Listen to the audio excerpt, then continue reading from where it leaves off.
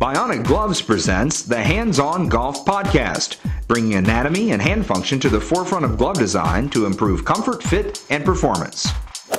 Bionic is a division of Hilrich & Bradsby Company, makers of Louisville Slugger bats and ball gloves. Bionic gloves are the only gloves designed by a leading orthopedic hand surgeon, Dr. Jim Kleinert.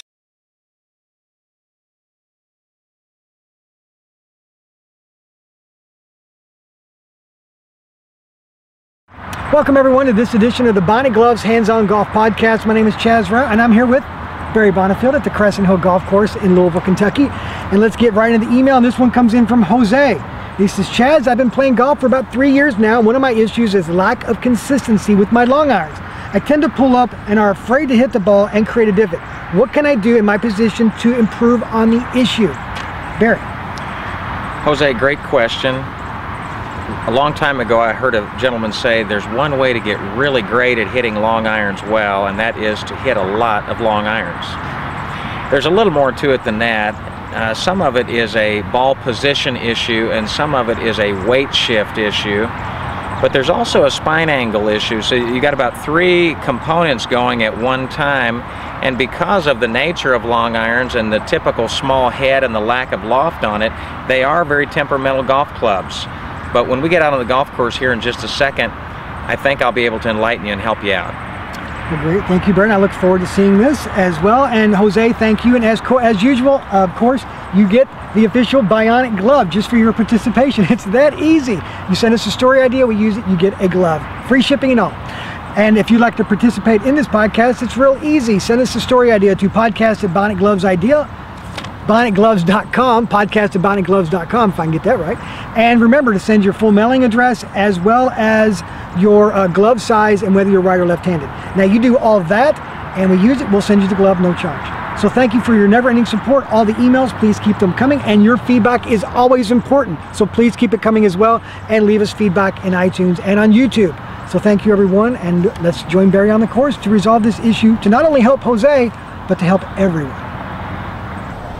So Jose, here we are out on the 6th hole at Crescent Hill Golf Course, and your question about long irons is a great one. Before I go into the instructional part of this piece, let me give you food for thought.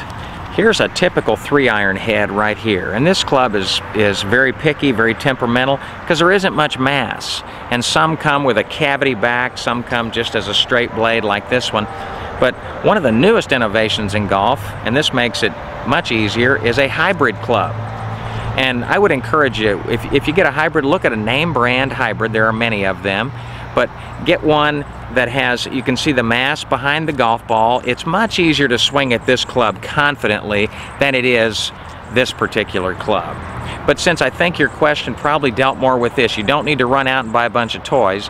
We'll address this one, and then you can take it from there.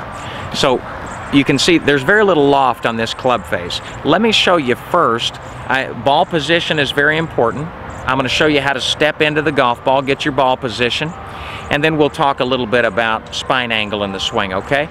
When I step into this golf ball, I'm going to set my club face behind the ball, and what I'm going to try to do is I'm going to try to bend forward from my waist. What I don't want to do, Jose, is I don't want to have a big hunch in my shoulders, and I don't want to be squatting. I want to bend forward from my waist, have a little crack in my knees, and the weight's on the balls of my feet, between the balls of my feet and my heels. From there, remember, this is more of a sweeping swing than it is a divot swing, so there won't be much divot in this shot. There may be a little bit of divot if the shaft is leaning forward like so,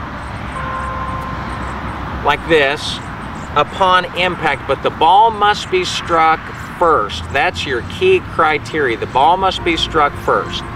So when I swing this golf club and I take my backswing, you should be able to put a line over the top of my head, and my head should be at the same height as it was if I've turned and rotated nicely in my golf swing. And now from here I'm going to try to rotate back, and you can see I'm going to try to contact the inside portion of the back of this golf ball.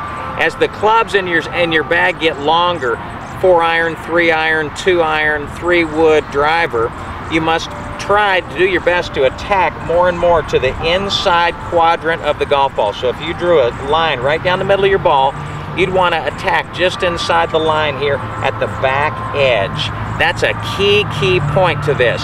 And then stay in that swing posture as you swing through.